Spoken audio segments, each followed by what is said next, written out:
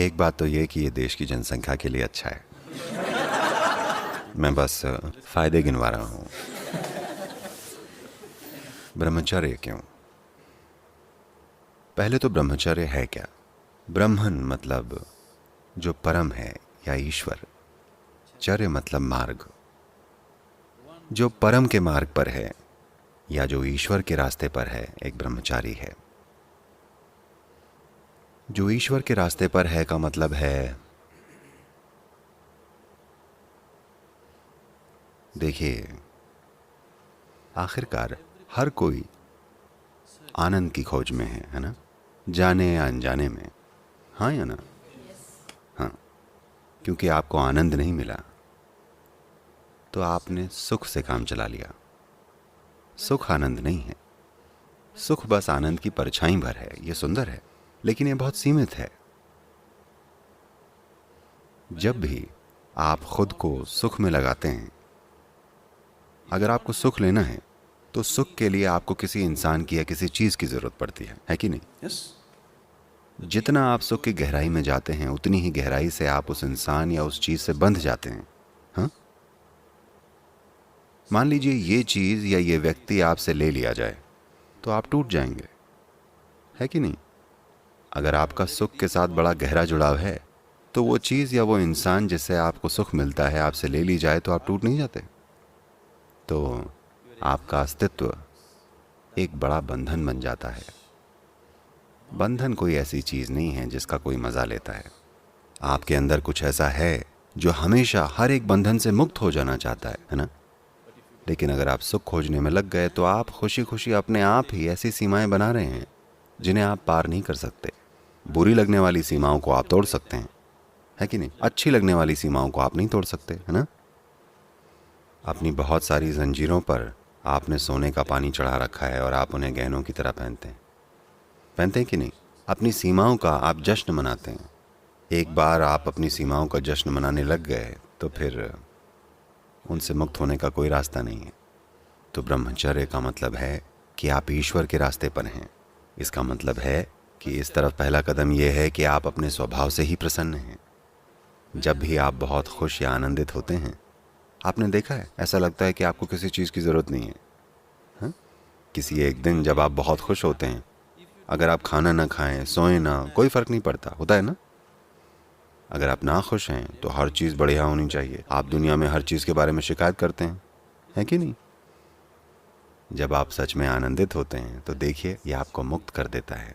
जब आप नाखुश होते हैं तो हर चीज़ महत्वपूर्ण होती है। हर चीज़ एक विशेष तरीके से होनी चाहिए। हर चीज़ के लिए आप शिकायत करते हैं। नाखुश लोग हमेशा शिकायत करते हैं। खुश लोगों के साथ काम करना, उनके साथ होना हमेशा आसान होता है, क्योंकि जब आप खुश होते हैं तो कुछ और मायने नहीं रखता। हर चीज़ लचीली होती है। तो आज़ादी किस में है? आनंद आज़ादी है या सुख आज़ादी है?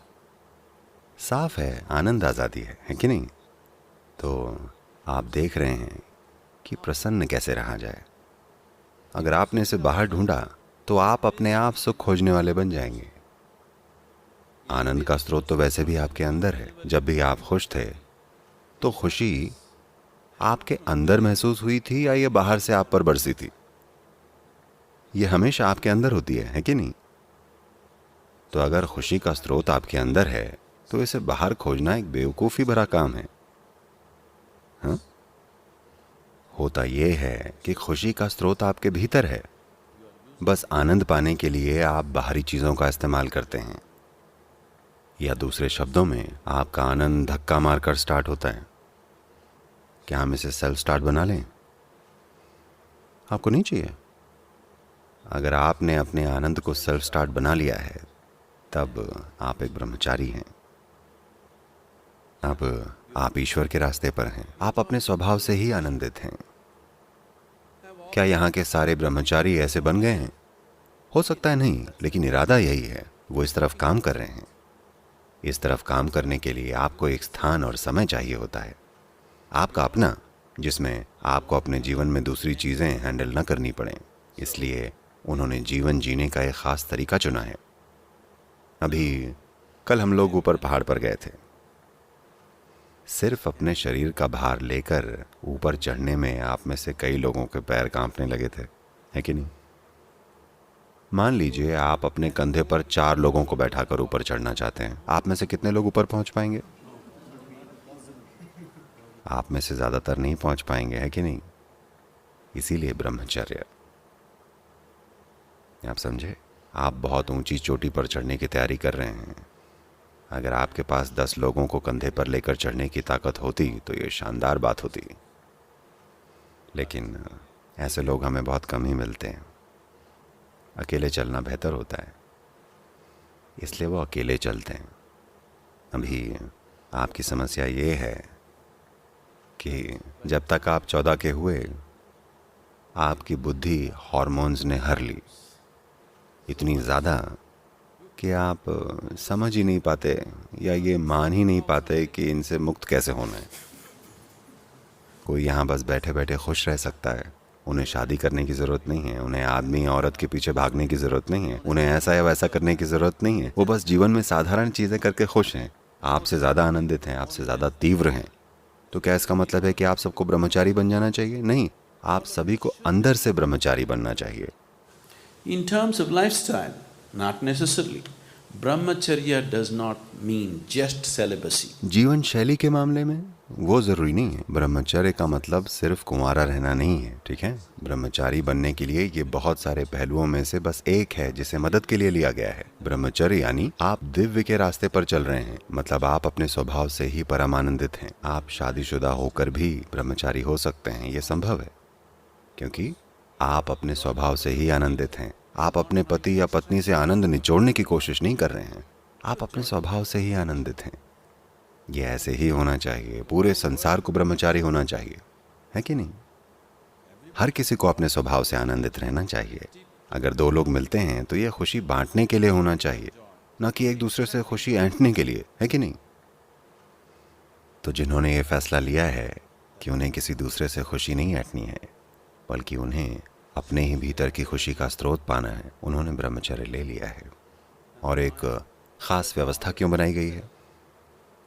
उन्हें सिर्फ उनके आत्मज्ञान के लिए नहीं अपनाया गया है। अगर ये सिर्फ उनके आत्मज्ञान की बात होती तो हम कितने ही दूसरे तरीकों से ऐसा कर सकते थे। आप में से कितनों ने आम खाया है? आपने आम खाया है? हाँ, आपने आम खाया है? नहीं? आप में से कितनों ने आम का पेड़ लगाया है? देखा, केवल 10 लोगों ने आम का पेड़ लगाया है, पर आम खाया सबने है। ऐसा सिर्फ इसलिए क्योंकि लगातार हर पीढ़ी में वो 10 लोग आम के पेड़ लगा रहे हैं और सब लोग खा रहे हैं, है ना? तो आध्यात्मिक मार्ग को पूरी ईमानदारी के साथ जारी रखने के लिए ब्रह्मचारियों की ज़रूरत है। ब्रह्मचारी का मतलब है कि हम उन्हें इस तरह से रख रहे हैं कि उनकी ऊर्जाएं ढीली हैं, लचीली हैं।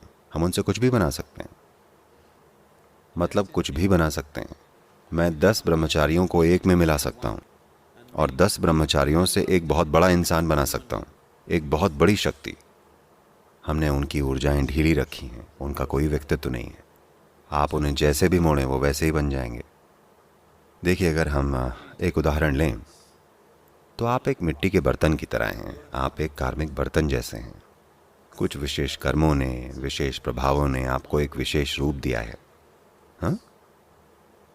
जीवन की प्रक्रिया के साथ अब आप एक विशेष प्रकार के इंसान बन गए हैं। जब आप बच्चे थे तो ये काफ़ी लचीला था, जब आप युवा थे तब ये थोड़ा कड़ा हो गया, जब तक आप वयस्क होते हैं ये बिल्कुल कड़ा हो जाता है। ये ऐसा है जैसे हम देख सकते हैं कि बर्तन धीरे धीरे जीवन की प्रक्रिया के साथ पक रहा है।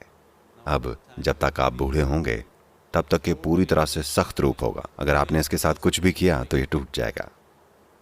देखिए, अभी यहाँ एक पका हुआ बर्तन है, अगर आप इसका आकार बदलने की कोशिश करें तो ये केवल टुकड़े टुकड़े ही होगा, है कि नहीं?